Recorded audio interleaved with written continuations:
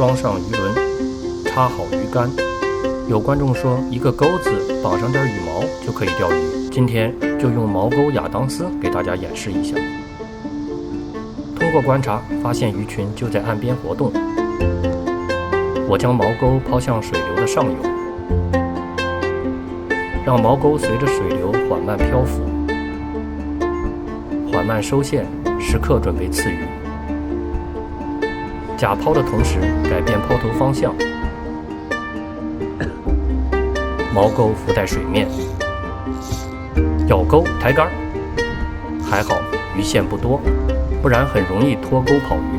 突然发现水中还有另一条马口尾随而来，眼看小伙伴被钓走，可惜我不是双钩。秋天的马口颜色依然亮丽，回去找你的小伙伴吧。向下游抛投，收线时毛钩就会下沉。不过这并不影响毛钩对鱼的吸引力。这不，另一个小伙伴向我们走来了。多美的精灵啊！快乐的一天就要结束了，感谢大家的观看，别忘了点赞3连呀！